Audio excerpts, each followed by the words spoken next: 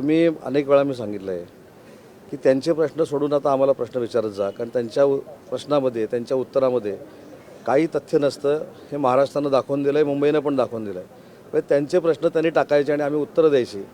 तेवढा काही वेळ आम्हाला शिल्लक राहिलेला नाही. आम्ही विधायक गोष्टीवर बोलू, विकास कामावर बोलू, त्यांना तसंच बोलत राहू दे आणि अजून 25 वर्ष तसंच बोलत राहू दे विरोधक म्हणून. आम्हाला काही अडचण नाही. उद्धव ठाकरे साहेब असं म्हणाले की मुंबईचा गड अजून आमचा कायम आहे. दोन व्यापाऱ्यांच्या मध्ये समोर झोपणार. हा गिरे तो बी टांग उपर अशा पद्धतीचा प्रकार आहे. म्हणजे आपण हरायचं आणि परत आपण जिंकलो म्हणून सांगायचं, हे कुठच्या नीतीत बसतं? त्यांचा सपशेल पराभव झालेला आहे. आणि मी सुरुवातीपासून सांगितलं होतं की मनसेच्या पाठीमध्ये UBT 100% खंजीर खुपसणार, त्यांनी खुपसलेला आहे. त्यांच्या 6 जागा फक्त निवडून आल्या आहेत आणि त्याचा परिणाम कल्याण डोंबिवलीला काय होतोय त्यांनी बघितलेला आहे. ही फक्त सुरुवात आहे. माणसांचे लिलाव होत आहेत. कल्याण डोंबिवली महानगरपालिकेच्या निवडणुकीवरनं या ठिकाणी राज ठाकरेंनी वक्तव्य केलेलं पाहिजे. माणसांचे पण लिलाव व्हायला लागले. तर ठीक आहे, राजसाहेबांनी कुठच्या संदर्भामध्ये बोलले याची माहिती घेऊ ना आम्ही. चंद्रपूरमधील नगरसेवकांना एक कोटीची ऑफर दिली जाते असं वडील म्हणतात, आरोप केला जातो.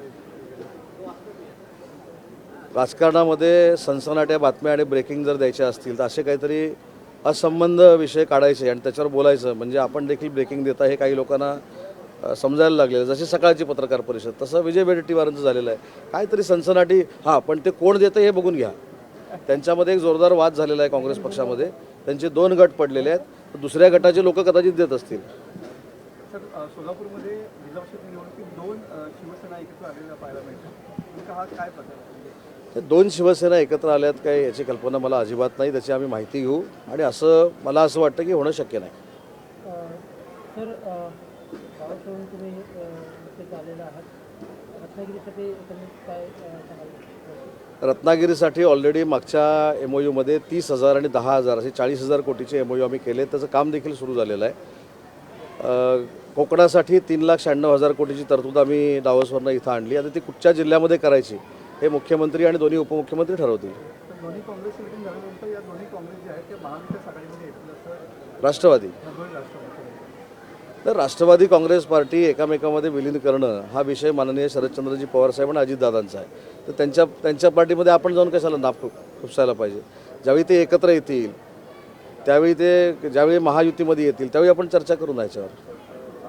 मुख्यमंत्री साहेब 10 वाजता गेला पण इकडे काँग्रेसवरही आंदोलन केलं. त्याला उत्तर कधी मिळालं? कशाबद्दल आंदोलन केलं? असं काही घडलेलं नाही किंवा एवढे करार झाले नाही. जी काँग्रेस 90 निवडणुका हरली त्यांच्यावर बोलून मला त्यांना मोठं करायचं नाही. मी त्यांच्याबद्दल एकच सांगतो, त्यांना फार असा कळवळा महाराष्ट्राचा देशाचा येतो. ज्यावेळी पक्षाचा उपराष्ट्रपतीचा उमेदवार इथं निवडणूक लढत असतो त्यावेळी त्यांची राहुल गांधी परदेशामध्ये असतात. त्याच्यामुळे त्यांची पार्टी काय आहे हे भारतातल्या जनतेनं दाखवून दिलेलं आहे. आता कुठं शिल्लक आहेत ते देखील ते निवडणुकीमध्ये संपणार आहेत. त्यामुळे त्यांच्याकडे गांभीर्यानं बघितलं पाहिजे असं मला वाटत नाही. आज माननीय मुख्यमंत्री देवेंद्रजी मुंबईमध्ये येतील. त्याच्यानंतर एकनाथजी शिंदे आणि देवेंद्रजींमध्ये चर्चा होईल आणि त्याच्यानंतर पुढच्या सगळ्या महानगरपालिकांचा एक राजकीय आराखडा जो आहे तो ठरेल आणि त्याच्यानंतर घोषणा होते. सर, आगामी आता जिल्हा परिषद आणि पंचायत समिती निवडणूक आता उभे काही दिवस राहिले तर प्रचाराची रणधुमाळी आणि आपल्या महायुतीचं सीट असं कसं नियोजन आहे? सिंधुदुर्ग जिल्हा परिषद असू दे, रत्नागिरी जिल्हा परिषद असू दे, रायगड जिल्हा परिषद असू दे, आमचा महायुतीचाच भगवा फडकणार. सर, अनेक ठिकाणी आपण बघतो की महायुतीमध्ये BJP ही स्वतंत्र लढते. खेड असेल, देवरुखमध्ये पण सुद्धा ती परिस्थिती आहे. नाही, देवरुखमध्ये एका ठिकाणी ते लढत आहेत. मी आजच आलेलो आहे. त्याचे कशामुळे ते लढत आहेत काय याची माहिती घेईन. ठीक आहे, जिथं जे लढतील तिथं मैत्रीपूर्ण लढत करू. शिवसेनेत देखील काही ठिकाणी बंडखोरी झालेली पाहायला मिळते. कुठे? नाही, तुम्ही बघा, बंडखोरी जी केलेली आहे ते नव्यानं आलेल्या लोकांनी केलेलं आहे. त्याच्यामुळे ते पक्षाशी किती प्रामाणिक होते हा प्रश्नचिन्हच आहे. पूर्वीपासून एकनाथ शिंदे साहेबांबरोबर असलेल्या कुठच्याही व्यक्तीनं जिल्ह्यामध्ये बंडखोरी केली नाही. कोकरे जिल्हा परिषद गटामध्ये देखील माझ्या माझ्याकडे किशोर घाग नावाचे कोणतरी आहेत, ते आमच्याकडे 2-3 महिन्यापूर्वी आले होते. त्यांनी बंडखोरी केली कारण पक्षच कळला नाही. आणि आता माझ्या जिल्हा परिषद गटामध्ये काहीतरी एक बंडखोरी झालेली आहे. ती बंडखोरी म्हणत नाही मी, ते निवडणुकीनंतर कळेल काय व्हायचं ते. पण हे देखील काही दिवसापूर्वी पक्षामध्ये आले आणि त्यांना पक्षच न कळल्यामुळे त्या बंडखोऱ्या झालेल्या आहेत. जी आलेली लोकं होती ती 2-4-6 महिन्यापूर्वी आलेली होती, ज्यांना पक्ष कळलेला नाही. शौचालय घोटाळा केल्यामुळे उपनगराध्यक्षांनी त्यांच्या अंगावर अभियंता धावून मी ती माहिती घेतलेली आहे. उपनगराध्यक्षांच्या अंगावर धावून गेले, शिवीगाळ झाली असं मी वर्तमानपत्रातनं सोशल मीडियावर बघितलेलं आहे. मी फोनवर सीओनशी चर्चा केलेली आहे.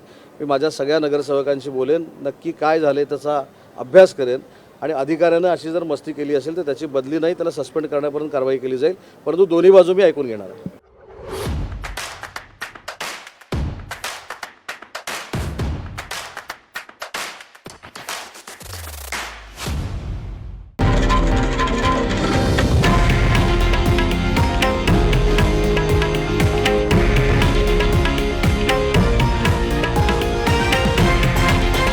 हे आहे देशातील नंबर 1 न्यूज नेटवर्क आणि आपण पाहत आहात TV9 मराठी, एकमेव.